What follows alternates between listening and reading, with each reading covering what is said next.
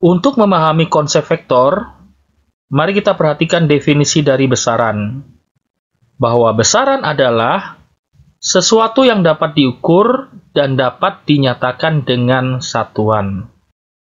Secara ada atau tidak adanya arah, maka besaran ada dua, yaitu besaran skalar. Besaran skalar itu adalah besaran yang hanya memiliki nilai dan tidak memiliki arah.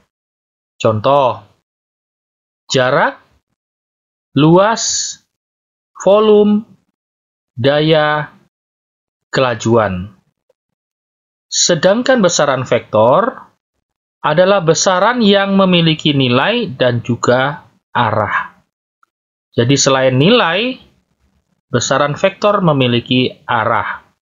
Contoh, perpindahan, kecepatan, percepatan, dan gaya.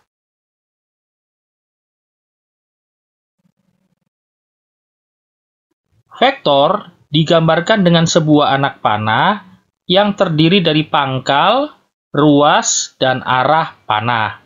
Pangkal merupakan titik mula vektor, ruas menggambarkan besar atau panjang nilai vektor, dan arah panah menunjukkan arah vektor. Perhatikan gambar ini, bahwa ini adalah pangkal, sedangkan ini adalah ruas. Jadi semakin panjang ruas vektor, maka nilainya semakin besar. Di sini ada 3 satuan ruas. Sedangkan ini adalah arah vektor. Arah panah merupakan arah vektor.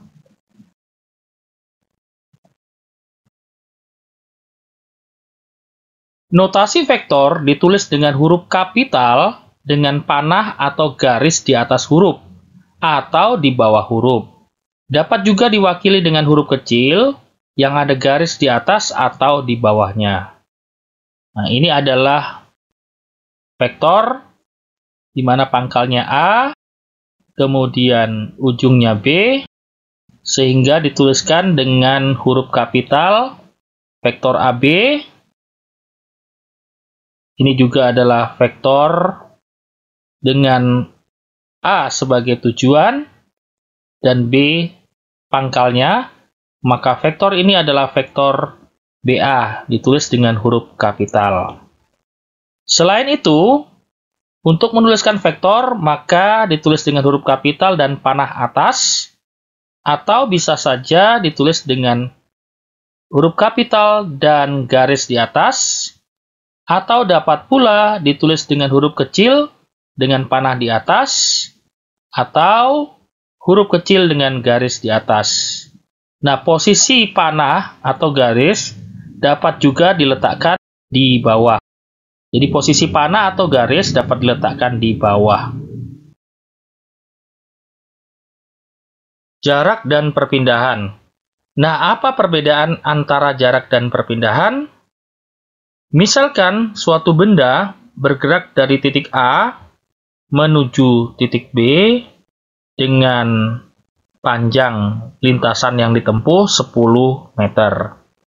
Kemudian dari titik B menuju titik C dengan panjang lintasan 4 meter. Nah, dari ilustrasi ini maka dapatlah kita ketahui untuk jarak dan perpindahannya. Untuk jarak AC artinya benda menuju C melewati titik B, maka sama dengan AB ditambah BC.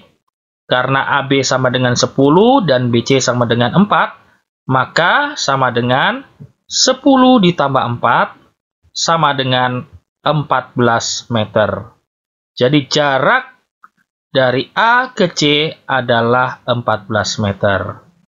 Sedangkan perpindahan A ke C melalui titik B sama dengan AB ditambah BC.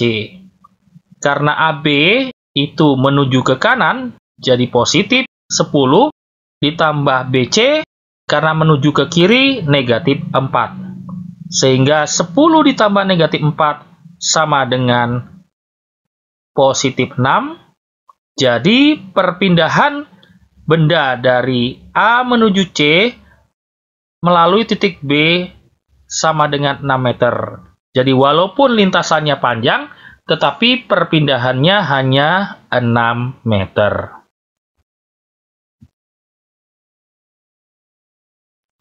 Gaya. Misalkan suatu benda didorong dengan gaya F1 ke arah kanan sebesar 100 Newton. Kemudian dari arah kanan ke kiri oleh gaya F2 sebesar 150 Newton. Maka resultan gayanya adalah F1 ditambah F2. Karena F1 arahnya ke kanan, maka sama dengan positif 100 Newton. Sedangkan F2 arahnya ke kiri, maka negatif 150 Newton. Sehingga 100 ditambah negatif 150 sama dengan negatif 50 Newton. Ini artinya benda bergerak ke arah kiri sebesar 50 Newton. Ya, jadi benda bergerak ke arah kiri karena gaya sebesar 50 Newton.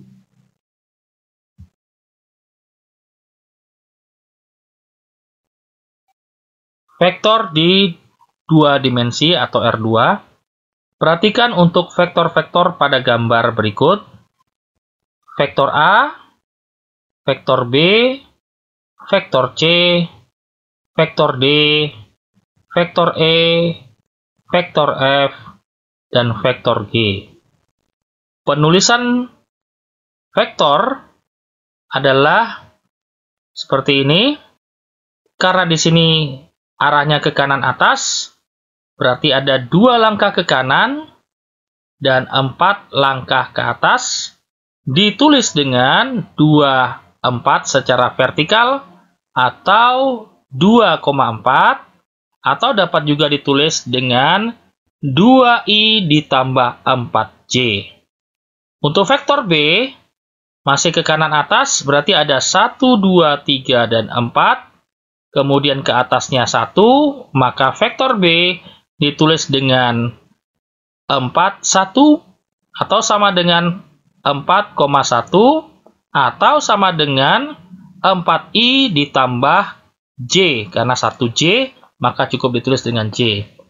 Untuk vektor C, karena arahnya ke kiri bawah, maka ditulis dengan C sama dengan 1, 2, 3. Jadi horizontal dulu diketahui 3, sedangkan vertikalnya 1, 2, 3. Horizontal arahnya ke kiri, vertikal juga arahnya ke bawah. Maka ditulis dengan negatif 3, negatif 3. Atau ditulis dengan negatif 3, negatif 3. Atau ditulis dengan negatif 3i dikurang 3j. Untuk vektor D, arahnya ke kiri atas, maka kita perhatikan dulu yang horizontal 1, 2, 3. Ke kiri berarti negatif 3. Sedangkan yang vertikal 1, 2, 3 ke atas berarti positif, sehingga ditulis dengan negatif 3, positif 3, atau sama dengan negatif 3,3, atau sama dengan negatif 3i ditambah 3j. Untuk vektor E, arahnya ke kanan atas, kita perhatikan dulu yang horizontalnya 1, 2, 3, 4. Ke kanan berarti positif, satunya ke atas berarti positif juga, maka 4, 1, atau 4,1, atau 4i ditambah 1j, atau cukup ditulis dengan 4i ditambah j. Untuk vektor F, karena yang berlaku di sini horizontal saja dan tidak ada vertikalnya, maka horizontalnya 1, 2, 3, 4, 5. Sedangkan vertikalnya 0. dituliskan dengan 5,0 atau sama dengan 5,0 atau sama dengan 5i. Untuk vektor G, arahnya vertikal ke bawah dan tidak ada horizontalnya, maka yang ke bawah 1, 2, 3, 4, sehingga yang horizontalnya 0 dituliskan dengan 0, 4, karena arahnya ke bawah, berarti 4-nya negatif, jadi dituliskan dengan 0, negatif 4. Sama dengan 0, negatif 4, atau sama dengan negatif 4J.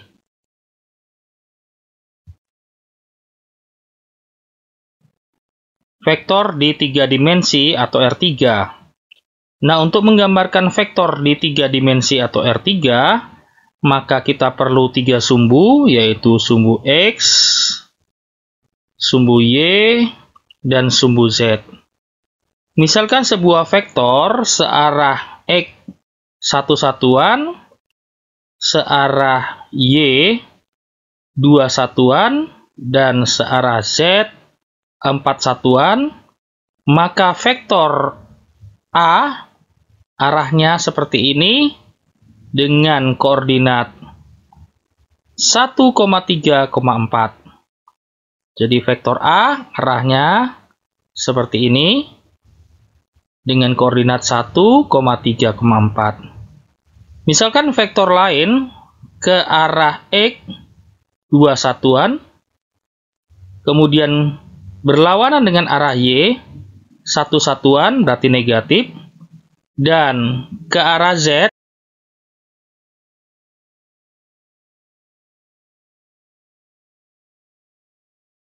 4 satuan, 1, 2, 3, 4, maka vektor B ditulis dengan koordinat 2, negatif 1,3. Jika ditulis untuk vektor A, maka 1 atau I, 3 atau plus 3J, 4 atau plus 4K. Untuk vektor B, maka karena ada 2 satuan, 2 positif, jadi 2I, karena berlawanan arah dengan Y, berarti negatif J, dan ke atas 3 ruas berarti positif 3K. Nah, ini adalah cara menggambar untuk vektor di 3 dimensi.